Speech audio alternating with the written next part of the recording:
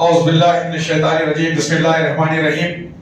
قرآن کریم کا 20واں پارہ، جس میں 3 صورتیں ہیں، سورہ نمل کی 34 آیات، سورہ قصص کی 88 آیات اور اسی طرح سورہ عنکبوت کی 52 آیات بیان کی گئی ہیں۔ آپ نے 174 آیات کا سماعت فرمائی ہے۔ سورہ نمل قرآن پاک کا 27واں سورہ ہے۔ اس میں 93 آیات ہیں، 7 رکوع ہیں اور 1165 الفاظ ہیں اور 4689 حروف ہیں۔ اس میں رب الجلال والاکرام نے توحید الوہیت پر انسانیت سے سوالات کیے ہیں اور اقرار کیا ہے کہ زمین و آسمان کو کس نے پیدا کیا، آسمان سے بارش کون برساتا ہے، مختلف قسم کے باغات کس نے پیدا کیے، پہاڑوں کو کس نے پیدا کیا، نہروں کو کس نے پیدا کیا، 2 سمندروں کے بیچ پردہ کس نے حائل کیا، مشکلوں میں سننے والا، تکلیفوں کو دور کرنے والا کون ہے، زمین کا اقتدار کون دے گا، خشکی و تری کی تاریکیوں میں کون دکھاتا ہے، خوشخبری سنانے والی ٹھنڈی ہوائیں کون بھیجتا ہے، مخلوق کا آغاز کس نے کیا ہے اور کون موت دینے والا ہے، آسمان سے روزی کون برساتا ہے، کیا اللہ کے علاوہ اور کوئی معبود ہے، اگر تم سچے ہو تو کوئی دلیل لے کر آؤ۔ پھر نبی اکرم صلی اللہ علیہ وسلم کو کہا گیا ہے کہ آپ مردوں کو سنا نہیں سکتے، گونگوں کو اپنی بات بتا نہیں سکتے، اندھوں کی رہنمائی نہیں کر سکتے، کیونکہ یہ لوگ دعوت حق سے منہ موڑ کر بھاگ رہے ہیں۔ آپ کی بات تو وہ لوگ سنتے ہیں جو ایمان لا کر مسلمان بن گئے ہیں۔ اما انت بیہدی العمیٰ، کافروں کا ہدایت پانے کی 4 ہی صورتیں ہیں، جن سے 2 سننے سے متعلق ہیں اور 2 دیکھنے سے متعلق ہیں۔ صرف زندہ سن سکتا ہے، مردہ نہیں سن سکتا، چونکہ ان کے دل مردہ ہو چکے ہیں، لہذا اس طریقے سے ان کی ہدایت ناممکن ہے۔ سماعت رکھنے والا تو بات سن سکتا ہے لیکن بہرا نہیں سن سکتا۔ یہ لوگ چونکہ دل کے بہرے ہیں، لہذا یہ صورت بھی ناممکن ہوئی۔ پھر بہرا مگر کم از کم وہ توجہ تو کرتا ہو اور بات سننے کی کچھ خواہش تو رکھتا ہو، لیکن حل کا حال یہ ہے کہ پیٹ پھیرے بھاگے جا رہے ہیں۔ چوتھی بات ہے ہدایت کا طالب اگر کچھ سن سکتا تو دیکھ کر بات سمجھ لے، اگر اسے اشارہ سے بھی بتائے تو سیدھی راہ کی طرف آئے، یا کم از کم جو لوگ سیدھی راہ کی طرف چل پڑ رہے ہیں انہیں دیکھ کر ہی ان کے پیچھے ہو چلے، لیکن یہ کفار تو دل کے اندھے ہیں۔ پھر دابۃ الارض کا اللہ نے تذکرہ کیا کہ یہ قیامت سے پہلے ایک جانور پیدا کیا جائے گا جو لوگوں سے گفتگو فرمائے گا، جو لوگوں سے گفتگو کرے گا۔ پھر دابۃ الارض جب نکلے گا تو اس کے بعد سلیمان کی مہر اور موسیٰ کا عصا ہوگا۔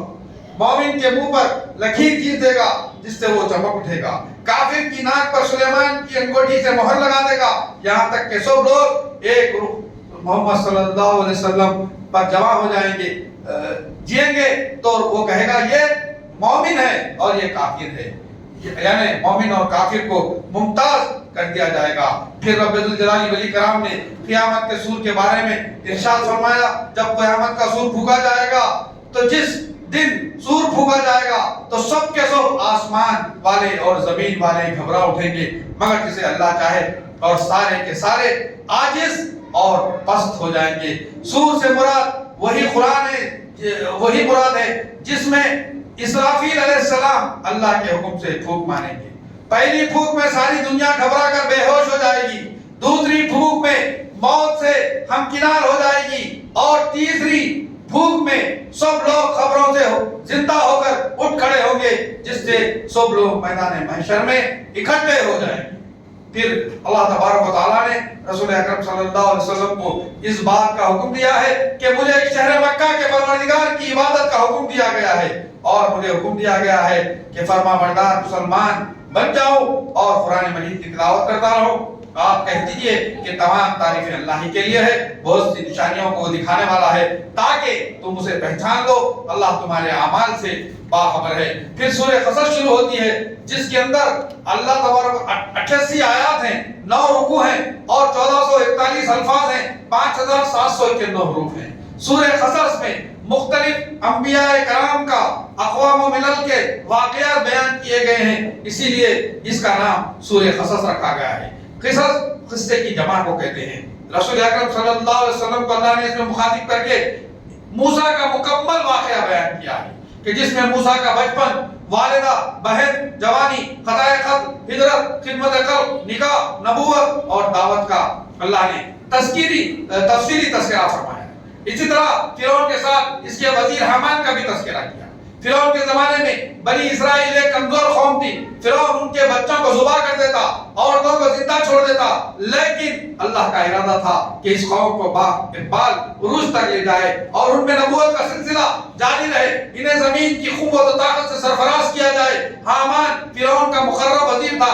جب بنی اسرائیل کے بچوں کا قتل عام ہو رہا تھا تو اللہ نے موسیٰ کی والدہ پر الہام کیا کہ وہ اپنے بچے کو صندوق میں بند کر کے دریا میں ڈال دے اور بے خوف ہو جائے، کیونکہ انہیں اللہ نبی بنانے والا ہے۔ جب یہ معصوم بچہ فرعون کے دربار میں پہنچا، جسے دیکھ کر اس کی بیوی نے کہا اس لڑکے کے قتل کو روکا جائے، قتل نہ کرو، ہم اسے اپنا بیٹا بنا لیں گے تاکہ وہ ہماری آنکھوں کی ٹھنڈک بن جائے۔ اللہ تعالیٰ نے موسیٰ کی بہن کو دربار فرعون میں پہنچا دیا تاکہ موسیٰ کی نگرانی ہو اور ان کی ماں کا غم دور ہو۔ موسیٰ پر تمام عورتوں کا دودھ حرام کر دیا گیا تھا، جس کے سبب وہ کسی بھی دودھ پلانے والی کے دودھ کو نہیں پیتے تھے۔ ان کی بہن نے کہا میں ایک عورت کو جانتی ہوں کہ اس کا دودھ بچے رد نہیں کرتے۔ اس طرح موسیٰ کی والدہ کو بھی دربار فرعون میں پہنچا دیا گیا۔ اللہ نے ماں کے غم کو دور کیا۔ اب موسیٰ کا پورا گھرانہ فرعون کے دربار میں محفوظ کر دیا گیا۔ جب موسیٰ بڑے ہوئے شہر میں گھوم رہے تھے، دیکھا کہ دو لوگ لڑ رہے ہیں، جس میں سے ایک بنی اسرائیل کا تھا، دوسرا قبطی قبیلے کا تھا۔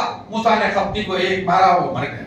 اسی وقت انہیں احساس گناہ ہوا اور اللہ سے دعا کرنے لگے، ربی انی ظلمت نفسی فاغفر لی، اے اللہ میں نے ظلم کیا ہے، تو مجھے معاف کر دے۔ اللہ نے معاف کر دیا۔ موسیٰ کا ایک معاون بھی تھا، اس نے قتل کا راز فاش کر دیا کہ کل ہی تو نے قتل کیا اور آج مجھے قتل کرنا چاہتا ہے۔ فرعون کی پولیس موسیٰ کی تلاش میں نکلی۔ ایک غیر کا انسان بھاگتا ہوا موسیٰ کے پاس آیا، انہیں صورتحال سے واقف کروایا کہ فرعون کی پولیس تمہیں تلاش کر رہی ہے، لہذا تم بھاگ جاؤ۔ موسیٰ مدین کی طرف ہجرت کر گئے، یہاں سے ان کی زندگی کے نئے دور کا آغاز ہوتا ہے۔ جب وہ مدین پہنچے، وہاں ایک کنویں پر ٹھہرے ہوئے تھے جہاں کئی چروائے اپنی بکریوں کو پانی پلا رہے تھے۔ وہاں دیکھا کہ دو عورتیں اپنی بکریوں کے لیے کھڑی ہیں، اپنی باری کا انتظار کر رہی ہیں۔ موسیٰ کو رحم آیا اور ان سے پوچھا کہ تم کون ہو، کیوں کھڑی ہو؟ انہوں نے کہا جب تک یہ ازدحام کم نہ ہوگا ہم اپنی بکریوں کو سیراب نہیں کر سکتے۔ یہ کام ہمیں اس لیے کرنا پڑتا ہے کہ ہمارے والد بوڑھے ہیں۔ موسیٰ نے ان کی مدد کی اور ان کی بکریوں کو خود سیراب کر دیا۔ وہ بکریوں کو لے کر جلدی گھر چلی گئی۔ موسیٰ ایک سایہ دار درخت کی چھاؤں میں آرام کرنے لگے اور دعا کی کہ ربنا انک لما انزلت الی من خیر فقیر، کہ اے پروردگار تو جو کچھ بھلائی میری طرف اتارنے میں اس کا میں اس کا محتاج ہوں، کیونکہ وہ سفر سے تھک چکے تھے، بھوک لگی تھی، اس علاقے میں اجنبی تھے، اسی لیے اللہ سے خیر و بھلائی کی طلب کی۔ خیر کا اطلاق کئی چیزوں پر ہوتا ہے، کھانے پر، امور خیر پر، عبادت پر، قوت پر، مال پر۔ لڑکیوں سے والد نے جلدی لوٹنے کا سبب پوچھا۔ لڑکیوں نے موسیٰ کا تذکرہ کیا۔ والد نے موسیٰ کو بلا بھیجا۔ ایک لڑکی آئی، موسیٰ سے کہا آپ کو ہمارے والد بلا رہے ہیں تاکہ آپ کی خدمت کا صلہ دیا جائے۔ اللہ نے موسیٰ کی دعا کو قبول کیا۔ ان کے ٹھکانے کا راستہ اس طرح بنا۔ اب موسیٰ ان کے گھر پہنچے تو موسیٰ علیہ السلام کو بوڑھے بزرگ نے پوچھا کہ تمہاری مزدوری کیا دی جائے؟ موسیٰ نے اپنا سارا واقعہ بیان کیا۔ یہ سن کر بزرگ نے کہا ڈر مت، اللہ نے تمہیں ظالم قوم سے بچا لیا۔ ایک لڑکی نے کہا ابا جان اس بندے کو مزدوری پر مقرر کر لیں، کیونکہ یہ طاقتور بھی ہے اور امانت دار بھی ہے۔ تو اس بزرگ نے موسیٰ پر یہ پیشکش کی کہ میری دو لڑکیوں میں سے ایک سے تمہارا نکاح کر دوں گا، اس کے عوض تم 8 سال میرے ہاں خدمت گزاری کرنا۔ اگر 10 سال کرو گے تو تمہاری مرضی، تم مجھے صلہ رحمی کرنے والا پاؤ گے۔ یہ تمہارا اور میرا عہد ہے اور اللہ اس پر گواہ ہے۔ جب موسیٰ نے اپنی 8 سالہ میت مکمل کیا تو اپنے اہل و عیال کو لے کر مصر لوٹنے کا ارادہ کیا۔ راستے کی تاریکی کو دور کرنے کے لیے اپنی اہلیہ سے کہا تم یہیں ٹھہرو، میں آگ ڈھونڈ کر لاتا ہوں۔ جب وہ ایک مقام پر پہنچے، اس کے دائیں جانب کے درخت سے آواز آئی کہ اے موسیٰ میں دونوں جہاں کا پروردگار ہوں۔ یہاں لاٹھی اور ید بیضا کا معجزہ انہیں عطا کیا گیا۔ انہیں حکم دیا گیا کہ وہ فرعون کے دربار میں جائیں۔ موسیٰ نے کہا اے اللہ میں نے قتل کا جرم کیا تھا، وہ مجھے چھوڑے گا نہیں۔ میرا بھائی ہارون قادر اللسان ہے، صلاحیت میں مجھ سے زیادہ ہے، اس کو को मेरा मुआइन बना दे। मूसा हारून दोनों दरबार फिरौन में गए और उसे अपनी रिसालत का पैगाम दिया और अल्लाह की बंदगी की दावत दी। तो फिरौन ने तर्ज करते हुए कहा, ऐ हामान एक बुलंदवाला मीनार बनाना ताकि मैं मूसा के रब को झांक कर देख सकूं। फिर इसके बाद के वाकयात आपने इससे पहले सुने हैं। फिर रसूलुल्लाह के साथ मुनकिरीन आखिरत जो हीले बनाते हैं, अल्लाह ने उसका तज़किरा फरमाया। फिर उसके बाद अहले ईमान की अल्लाह ने तारीफ की कि जब उन आयातों को अहले ईमान सुनते हैं तो उनके ईमान में ज़ियादती होती है, उसकी तस्दीक करते हैं। इसी तरीके से आगे रब्बुल जलाली वल इकराम ने मजीद फरमाया, हिदायत देना अल्लाह के हाथ में है। जिसे चाहे अल्लाह हिदायत देता है और जिसे चाहे अल्लाह गुमराह फरमाता है। फिर अज़ाब इलाही का उसूल बयान किया गया है। अल्लाह तबारक व तआला किसी भी उम्मत की जानिब रसील नहीं भेजते जो अल्लाह की आयतें पढ़कर सुनाते हैं। इस वक्त तक किसी को हलाक नहीं करते। अल्लाह इसी वक्त कौमों को तबाह करते हैं जब वो जालिम बन जाते हैं। और रोज़े क़यामत जाहिलों के शुरका के मुतालिक सवाल होगा कि तुम्हारे शुरका कहाँ हैं, इन्हें बुलाओ जिन्हें तुमने हमारे साथ शरीक किया था। फिर उनसे पूछा जाएगा, हमारे रसूल हक लेकर आए थे, तुमने इन्हें क्या जवाब दिया, किस तरह इनकार किया। वो अज़ाब देख कर खड़े रहेंगे, कुछ भी गुफ्तगू ना कर पाएंगे। फिर अहले ईमान की फलाह के बारे में फरमाया गया कि यही वो फलाह और कामयाबी पाने वाले लोग हैं। फिर बताया गया है कि सीनों में जो कुछ भेज चुके हैं इन सब को अल्लाह तबारक व तआला अच्छी तरीके से जानता है। अल्लाह सुब्हानहू तआला की फिर तारीफ बयान की गई है कि अल्लाह वही आखिर है, हम दो सना के काबिल है, क्योंकि लायक इबादत उसी की जात है, उसका कोई शरीक नहीं।